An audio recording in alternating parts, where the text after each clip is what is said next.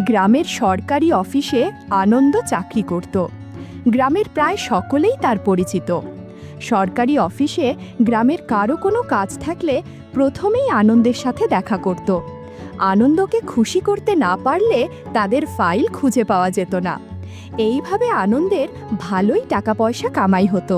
সরকারি চাকরি আর টাকা পয়সার কারণে গ্রামে তার ভালোই প্রভাব প্রতিপত্তি ছিল। আনন্দ এখনও বিয়ে করেনি।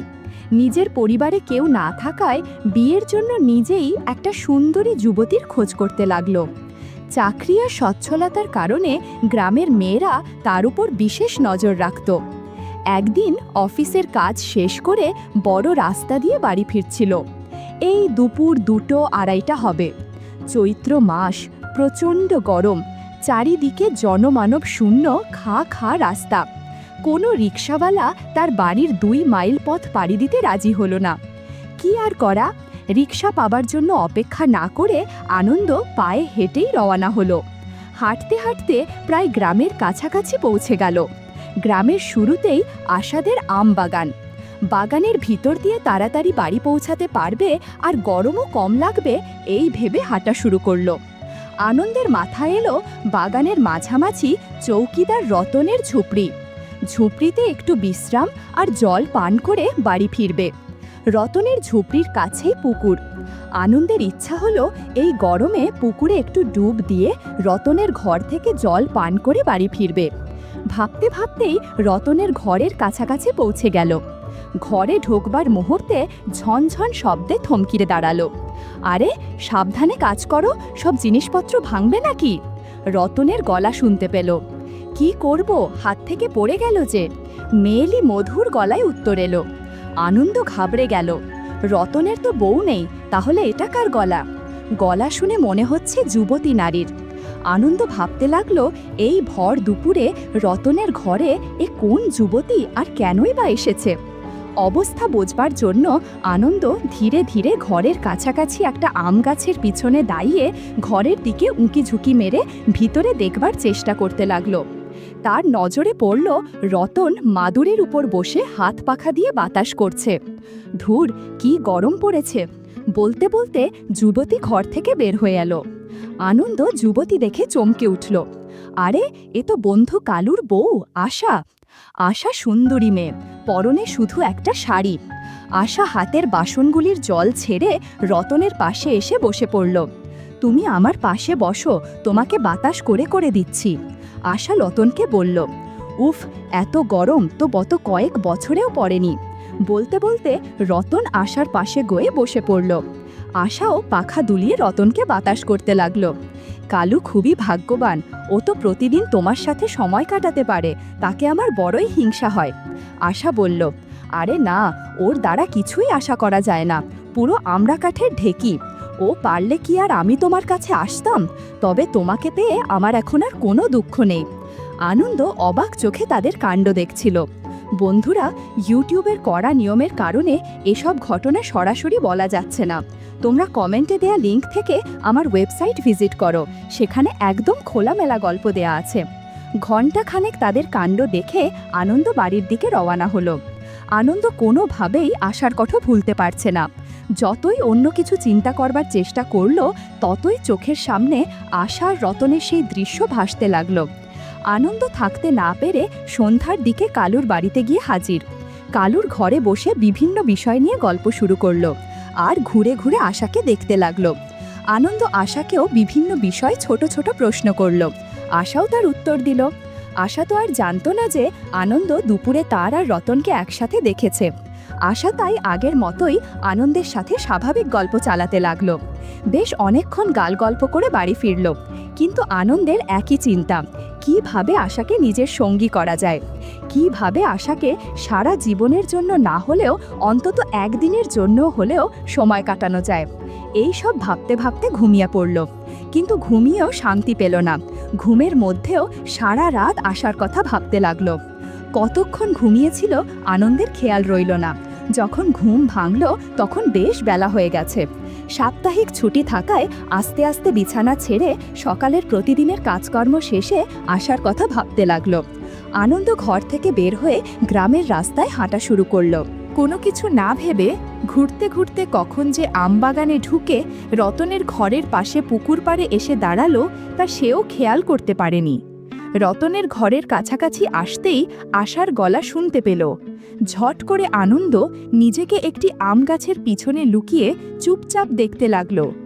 আনন্দ দেখল রতন একটি গামছা পরে কতকগুলো কাপড় নিয়ে পুকুরের দিকে যাচ্ছে, আর পিছে পিছে আশাও তাকে অনুসরণ করছে। আমার সামনে দিয়েই দুজন পুকুরের দিকে চলে গেল। আমি কোনো মতে নিজেকে পুকুরের ধারে গাছের পিছনে লুকিয়ে নিলাম। আশা ততক্ষণে হাঁটু জলে নেমে যতদূর সম্ভব কাপড় তুলে রতনের কাপড় ধুতে শুরু করে দিয়েছে। এ সময় আনন্দ বেশ ভালোভাবে পর্যবেক্ষণ করে নিয়েছে। অনেক অদৃশ্য বিষয় চোখে পড়েছে, কিন্তু দুঃখের বিষয় আনন্দ কিছুই করতে পারছে না। সময়ের সাথে সাথে দূরত্ব আরও কমতে থাকে। ওদের কথা থেকে বুঝলাম কিছুক্ষণ আগেই ওরা কাজ করে এসেছে, যে কারণে এখন জামা কাপড় ধুয়ে নিচ্ছে। একটু পর দুজনে ঘরের উদ্দেশ্যে হাঁটতে শুরু করলো। বাড়ি যেতে হবে, ঘরের অনেক কাজ পড়ে আছে। রতনের ঘরের কাছে এসে আশা বলল। তা শুনে আনন্দ নিজের জায়গা ছেড়ে আশার ঘরের রাস্তায় মাঝামাঝি এসে আসার জন্য অপেক্ষা করতে লাগলো। গাছের পিছনে দাঁড়িয়ে আশার কথা ভাবতে লাগলো। যেভাবেই হোক আশার সাথে কথা বলতে হবেই। কিছুক্ষণের মধ্যেই আশার পায়ের আওয়াজ শুনতে পেল। আশা কাছাকাছি আসতেই আনন্দ ঝট করে আশার সামনে এসে দাঁড়ালো। আশা থমকিয়ে গেল, কিন্তু আনন্দকে দেখে সাহস ফিরে পেল। আরে আনন্দ ভাই, যে এখানে দাঁড়িয়ে কি করছেন? আশা প্রশ্ন করল। আশার ভয় হলো আনন্দ কি কিছু দেখেছে নাকি। তোমার জন্য অপেক্ষা করছি, কি করব বলো? রতনের ঘরে গিয়েছিলাম, কিন্তু তোমরা দুজনে ব্যস্ত ছিলে বলে আর বিরক্ত করিনি, আনন্দ সাহস করে বলে ফেলল। ব্যস্ত দেখেছেন? কি দেখেছেন? সব কিছুই কি? আশা লজ্জায় লাল হয়ে মাথা নত করে আনন্দকে প্রশ্ন করল। সব কিছুই। তুমি কি জানো, আমি যদি কালুকে সব বলে দিই তো তোমার অবস্থা কি হবে? আনন্দ সুযোগ পেয়ে মাথা ঝাঁকিয়ে বলল। আনন্দ ভাই, দয়া করে কাউকে কিছু বলবেন না।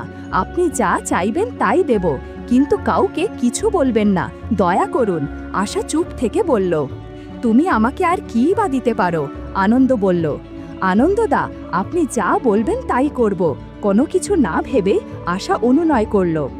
আমার সঙ্গে এসো, আজ আর কাল তোমাদের কাজ দেখে আমারও কাজ করতে মনে যাচ্ছে। তোমার সাথে কাজ করে আমার খুব ভালো লাগবে। আনন্দ সুবর্ণ সুযোগ দেখে আশার হাত ধরে। এটা কিভাবে সম্ভব? আমি না আপনার বন্ধুর বউ, আপনি আমার দাদার মতো। আমি আপনার সাথে এইসব কিভাবে করব? আশা বাধা দেবার চেষ্টা করে বলল। তুমি কিন্তু কথার খেলাপ করছো। আমি কিন্তু এখনই গিয়ে কালুকে সব বলে দেব, আনন্দ ধমকের সুরে বলল। এই শুনে আশা চিন্তা করতে লাগলো। আনন্দের কাছে থাকলে আনন্দ কালুকে জানাবে না, কিন্তু রতনের সঙ্গে সময় কাটানোর ওইসব কথা জানতে পারলে কালু ঘাড় ধরে তাকে ঘর থেকে বের করে দেবে। এই ভেবে আনন্দকে বলল, ঠিক আছে, যা করবার তাড়াতাড়ি করুন, কিন্তু এটা শুধু আজকের জন্য, আর কোনো দিন নয়। এই শুনে আনন্দ আশার হাত ধরে বাগানের গভীরে একটু ফাঁকা জায়গায় নিয়ে গেল আর একটা গামছা পেতে নিল। এরপর অনেক অজানা বিষয় হতে শুরু করলো। ইউটিউবের কড়া নিয়মের কারণে এসব ঘটনা সরাসরি বলা যাচ্ছে না। তোমরা কমেন্টে দেয়া লিংক থেকে আমার ওয়েবসাইট ভিজিট করো, সেখানে একদম খোলামেলা গল্প দেয়া আছে। বেশ কিছুক্ষণ পর আনন্দ বলল, তোমার যখনই এর প্রয়োজন হবে আমাকে ডাকবে, আমি তোমার খেদমতে তৈরি থাকব। ওই দিন সন্ধ্যায় আর থাকতে না পেরে আশাকে দেখবার জন্য আনন্দ তার বন্ধু কালুর ঘরে গিয়ে উপস্থিত হলো। উঠানে বসে আনন্দ আর কালু আবল তাবল গল্প করতে লাগলো। আশাও আনন্দকে দেখে খুশি হলো, বসতে বলে নিজের কাজে ব্যস্ত হয়ে পড়ল। কালুর অজান্তে দুজন দুজনকে দেখতে লাগলো আর দুপুরের অভিজ্ঞতা মনে করে মৃদু মৃদু হাসতে লাগলো। সন্ধ্যা আরও গড়িয়ে রাত হলে কালুর কাছ থেকে বিদায় নিয়ে নিজের ঘরের উদ্দেশ্যে রওনা হলো। আনন্দ কালুর বাড়ির মোড় ঘুরতেই দেখল আশা তার জন্য অপেক্ষা করছে। আনন্দ উৎসাহিত হয়ে এগিয়ে গেল। আনন্দ, রাত 10টার দিকে আমাদের বাড়ি এসো, পিছনের দরজা খোলা থাকবে, আমি তোমার জন্য অপেক্ষা করব। আশা খুবই আস্তে আস্তে কথাগুলো বলে, তাড়াতাড়ি নিজের বাড়ির দিকে চলে গেল। আনন্দ আশার সাহস দেখে একটু অবাকও হলো। খুশিতে আনন্দ দৌড়িয়ে নিজের বাড়ি ফিরল, তাড়াতাড়ি স্নান করতে ঢুকল। নিজেকে পরিষ্কার পরিচ্ছন্ন করে সবচেয়ে ভালো লুঙ্গি আর শার্ট পরে আশার বাড়ির পিছনে পৌঁছে গেল। এখন শুধু 10টা বাজার অপেক্ষা। দরজায় ধাক্কা দিয়ে দেখল দরজা খোলা রয়েছে এবং ঘরের ভেতরে আলো জ্বলছে, কিন্তু কারো আওয়াজ পাওয়া যাচ্ছে না। ভয়ে ভয়ে ঘরের দরজা ভেজিয়ে ঘরের বাইরে আসার জন্য অপেক্ষা করতে লাগলো। প্রতিটি মুহূর্ত আনন্দের মনে হতে লাগলো কয়েক যুগ। আনন্দ, কই তুমি? ভিতরে আসো। আশার চাপা গলা শোনা গেল। আশা বাইরে এসে আনন্দের হাত ধরে ভিতরে আসতে বলল আর দরজা বন্ধ করে আরেকটি ঘরে নিয়ে গেল। ঘরে মাদুরের ওপর অত্যন্ত যত্নের সঙ্গে পরিষ্কার চাদর আর বালিশ বিছানো। আনন্দ নিচু স্বরে বন্ধু কালুর কথা জিজ্ঞেস করল। ও তো তাড়াতাড়ি শুয়ে পড়ে, আর একবার ঘুমালে ভূমিকম্পও তাকে জাগাতে পারবে না। কিন্তু আমাদের সাবধানে থাকতে হবে, আশার উত্তর দিল। দুপুরে আম বাগানে যা করেছি তা তাড়াহুড়াই করেছি, যদিও খুবই মজা পেয়েছি। এখন আবার সেই কাজ করতে চাই। দুজনে সারা রাত ধরে ধীরে ধীরে কাজ করে ফেলব। কি পারবে না? আনন্দকে বলল। হ্যাঁ, অবশ্যই পারব, আনন্দ মাথা নাড়িয়ে বলল। সেদিন রাতে অনেক কাজ হয়েছে। কাজ করতে করতে আনন্দ দেখল প্রায় ভোর হয়ে আসছে। কোনো মতে নিজেকে গুছিয়ে কালুর ঘর থেকে বেরিয়ে নিজের ঘরের দিকে যেতে লাগলো। আনন্দের যখনই কালুর সঙ্গে দেখা হতো তখনই নিজেকে অপরাধী মনে করত, কারণ সে তার বন্ধুর সাথে বিশ্বাসঘাতকতা করছে কিনা এসব ভাবতে থাকে। কিন্তু আশার সঙ্গে কাটানো সুন্দর সময়ের মজা অপরাধবোধ থেকে বেশি ছিল। এক রাত্রিতে আশা আর আনন্দ কাজ করে বিশ্রাম করছে। আশা একটু পর ফ্রেশ হতে বাইরে বেরিয়ে গেল। কিছুক্ষণ পর আশা ফেরত এসে আনন্দের পাশে বসে পড়ল। আনন্দ হঠাৎ দেখল কালু ঘরের মধ্যে প্রবেশ করছে। কোনো দিকে না তাকিয়ে সোজা আশার পাশে বসে কাজ করতে শুরু করল। আনন্দ এতই মশগুল ছিল যে হারিকেনের অল্প আলোয় বুঝতে পারছিল না কার সাথে কাজ করছে, আনন্দ নাকি তার স্বামী কালু। আনন্দের মাথায় কিছুই ঢুকছিল না। সে চুপচাপ বসে আশা আর কালুর দেখতে লাগলো। কাজ করতে করতে কালু ক্লান্ত হয়ে গেছে, তাই একটু বিশ্রাম নিচ্ছে। বেশ কিছুক্ষণ সারা ঘর অসম্ভব শান্ত হয়ে গেল। আনন্দ বড়ই নাজুক পরিস্থিতির মধ্যে পড়েছে। আশার পাশ থেকে উঠতেও পারছে না, আবার চুপ করেও বসেও থাকতে পারছে না। কিছুক্ষণ পর আশা আবার একটা গামছা নিয়ে বাইরে গেল ফ্রেশ হতে। ফিরে এসে বলল, আনন্দ, ভয় পেও না, এত চিন্তার কোনো কারণ নেই। আমার স্বামী সব কিছুই জানে। তৃতীয় দিনের কাজের সব কিছু দেখেছে। তারপর আমি নিজেই কালুকে সব বলে দিয়েছি। সে তো আমার পছন্দের কথা জানে, কিন্তু তার পক্ষে আমার শখ পূরণ করার ক্ষমতা নেই। তাই সে আমাকে আমার শখ পূরণের অনুমতি দিয়েছে। কালু জানিয়েছে তোমার আর আমার একসাথে কাজ করতে তার কোনো আপত্তি নেই, কিন্তু এ কথা গ্রামের লোক যেন না জানতে পারে। এসব কথা আনন্দ শুনে বড়ই তাজ্জব হয়ে গেল। কি বলবে না বলবে ভেবে উঠতে পারছিল না। কিছুক্ষণ পর কালু আর আশা তাদের কাহিনী শোনাতে লাগলো। প্রথমে আশা বলল, আমার বিয়ে হয়েছে 10 বছর আগে, তখন বয়স ছিল 20। প্রথম আমাদের জীবন ঠিকমতো চলছিল। কালু তখন সকাল দুপুর রাতে আমাকে খুব ভালোবাসতো, আমিও খুশি ছিলাম। কিন্তু কয়েক বছরের মধ্যেই কালু দুর্বল হয়ে পড়ে। কাজ করার সক্ষমতা হ্রাস হয়ে যায়। বন্ধুরা, তোমরা বুঝতে পেরেছ আমি কোন কাজের কথা বলছি? যাই হোক, কালু কাজ করতে না পারায় আমার নিজেকেই সব কিছু করতে হতো। এভাবে আর কতদিন একা একা কাজ করা যায়? একদিন যুবক রতনকে আম বাগানে চাকরি দিল। প্রথম রতনের কাজ করার ইচ্ছা ছিল না, কিন্তু একা একা মুশকিল হওয়ায় রতনকে দিয়েই কাজ করানোর মনস্থ করলাম। ধীরে ধীরে রতনের সাথে কাজ করতে ভালো লাগতে শুরু করে। এ কারণে আমার কোনো অপরাধ বোধ ছিল না। তাছাড়া আমি আমার মাকেও অন্য লোকের সাথে কাজ করতে দেখেছি। আমি আর আমার ছোট বোন রেখা যখন ছোট ছিলাম তখনই আমার মা আর অন্য লোকের সম্পর্কের কথা জানতাম। আমাদের বাড়িতে ছোট কাকা থাকতো। আমরা 2 বোন প্রতিদিন দেখতাম দুপুরে বাবা খেতে কাজ করতে বেরিয়ে গেলেই ছোট কাকা মায়ের ঘরে যেত। একটু বড় হয়ে যখন আমাদের বোঝবার বয়স হলো, তখন উৎসুকের কারণে ঘরে উকি দিয়ে দেখতাম ভেতরে কি হয়। কিন্তু যা দেখতাম তা দেখার পর আমি একটু অস্বস্তিতে পড়ে গেলাম। সেদিনের পর থেকে আমার মনের মধ্যে অদ্ভুত পরিবর্তন হতে শুরু করে। আমার আর কালুর বিয়ের বছরখানেক পর কালু যখন আর কাজ করতে পারে না, তখন আমি আমার মায়ের কথা কালুকে বলে দিলাম। কালু নিজেকে অসহায় মনে করতে লাগলো। শেষে কালু আমাকে তার ছোটবেলার গল্প বলল আর জানালো যে অন্য কাউকে কাজ করতে দেখলেই কেবল কালুর কাজ করতে ইচ্ছে করে। কালু বলতে শুরু করলো, আমি 15 বছর বয়সে অনাথ হয়ে যাই। কাকা এসে আমাকে তার বাড়িতে নিয়ে থাকবার ব্যবস্থা করে দিল। কাকার আমার চেয়ে পাশের গ্রামে বাবার জমির প্রতি আকর্ষণ ছিল বেশি। বেশ কয়েক বছর কাকার বিয়ে হয়েছে, কিন্তু তাদের কোনো সন্তান ছিল না। কাকি ছিল নরম স্বভাবের এবং আমাকে বড়ই ভালোবাসত এবং আমার সব কিছু দেখে রাখত। কাকার একটি মাত্র ঘরের এক রুমে আমি শুতাম। গরমকাল কাকা ঘরের বাইরে বারান্দায় ঘুমাতো। একদিন প্রচণ্ড গরমের কারণে ঘুম আসছিল না, তাই চুপচাপ শুয়েছিলাম। হঠাৎ দেখলাম কাকা ঘরের ভেতরে আসছে, উৎসুক নয়নে আমার দিকে তাকাচ্ছে। আমি ঘুমিয়েছি ভেবে কাকির কাছে গিয়ে কাকিকে জাগিয়ে দিল। ঘরের মধ্যে খুব অল্প আলোতে হারিকেন জ্বলছিল, কিন্তু এই আলোতে সব কিছু পরিষ্কার দেখতে পাচ্ছিলাম। অনেক না বলা গল্প জমে উঠেছে। 5 মিনিট পর কালা ঘর থেকে বেরিয়ে গেল। এদিকে কাকি মনে মনে কি যেন বিড়বিড় করতে লাগলো।